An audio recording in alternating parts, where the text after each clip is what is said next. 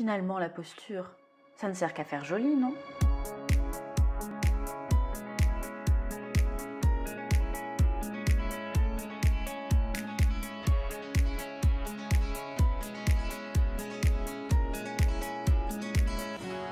Souvent, la posture est négligée par les danseurs de 4 temps. On se dit que ce n'est pas important. Dans cette vidéo, j'ai envie de vous parler de ce que la posture va vous apporter. Une bonne posture, ça signifie que vos muscles sont bien alignés. Ils sont alignés tels qu'ils devraient être pour que votre corps fonctionne de manière optimale, donc sans dépenser trop d'énergie et en réduisant le risque de blessure. Une meilleure posture va vous permettre d'avoir un meilleur équilibre. C'est sans doute l'atout fondamental que va vous apporter votre posture. Vous allez être plus stable et vous contrôlerez mieux vos mouvements. La seconde chose, si vous avez par exemple un environnement qui risque de vous causer des problèmes de dos, ça va vous permettre de les prévenir. Physiquement, la danse n'est rien d'autre que la maîtrise de chaque partie de son corps. Je vais utiliser un exemple, ce sera plus parlant. Prenons un peintre. Si vous êtes un peintre, que vous voulez peindre un tableau et que vous voulez qu'il représente une idée, une vision que vous avez eue, quelque chose, vous voulez être capable de retranscrire ça dans votre tableau.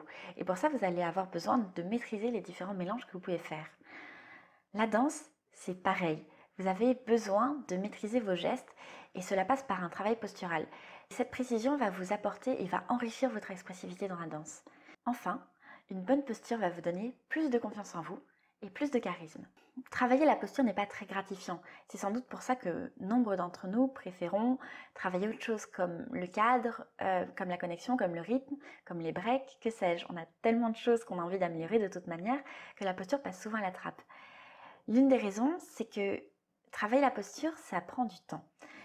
Comprenez bien que la posture, vous n'aurez jamais plus de temps que ça pour la travailler. Si vous ne le faites pas maintenant, il n'y a pas de raison que vous ayez soudainement envie de le faire dans 3 mois. La seconde raison, à mon sens, pour laquelle les personnes ont du mal à travailler leur posture, c'est qu'on ne sait pas trop comment faire. On sait qu'il faut qu'on se tienne droit, mais qu'est-ce que c'est au final que se tenir droit? Est-ce que là je me tiens droite? Est-ce que je suis trop droite? Est-ce que je suis droite ici? Est-ce que là je suis droite? Enfin, on ne sait pas exactement ce que c'est qu'être droit, et c'est à peu près tout ce qu'on sait qu'on est censé faire, et du coup, on manque d'éléments pour travailler la posture. Dans la suite de la vidéo, je vais vous proposer plusieurs points qui vont vous permettre de vérifier que vous êtes bien aligné et qui vont vous permettre de travailler votre alignement. Commençons avec votre bassin. Vous souhaitez rectifier la cambrure de votre dos pour bien l'aligner avec votre corps. Cela va vous permettre de stabiliser vos tours ou encore de protéger votre dos quand vous réalisez des penchés. Voici 2 exemples de mauvais alignement. Dans le premier cas, le bassin part trop en avant. Vous voyez sur l'image, il est presque devant le buste. L'extrême inverse ressemble à cela. Le bassin est très en arrière et le dos est beaucoup trop cambré. Je vous donne 2 méthodes pour bien placer votre bassin. La première consiste à imaginer une espèce de poignée qui traverse votre bassin et dont la rotation en change l'orientation. Faites donc tourner votre bassin, donc là sans la poignée, et cherchez à placer votre bassin en dessous de vous. La seconde méthode revient à chercher à étirer cette zone du dos. Imaginez que vous voulez coller toutes vos lombaires à un mur, comme si c'était plat. Voilà ça comme ça ressemble quand il est bien placé. Et voici à quoi ça ressemble si je ne fais pas attention. Parlons de vos abdominaux. Votre ceinture abdominale est gainée. Cela va vous permettre d'être beaucoup plus précis et beaucoup plus stable. Et en plus, ça protège votre dos. Quand vous gainez, plutôt que de respirer normalement, ça ressemble à ça, essayez de respirer au niveau de votre cage thoracique. Cela sera beaucoup plus facile pour vous de conserver votre gainage et votre équilibre. Parlons désormais de votre buste. Vous voulez essayer d'ouvrir cette zone-là, comme si vous voulez maximiser l'espace entre vos 2 épaules, grandir toute cette zone-là devant vous. Pour placer votre buste, vous allez essayer de le projeter un petit peu en avant, toujours dans l'alignement du bas du dos. Si vous regardez, je suis très plate par rapport à ma position de base qui ressemble plutôt... Bon, là j'exagère un petit peu, mais ça ressemble un peu à ça, ma position de base. Donc voilà, vous essayez de projeter votre cage thoracique légèrement devant vous. Ça ressemble à ça. Bon, on a presque fini. Plaçons votre dos. Essayez de faire cet exercice-là.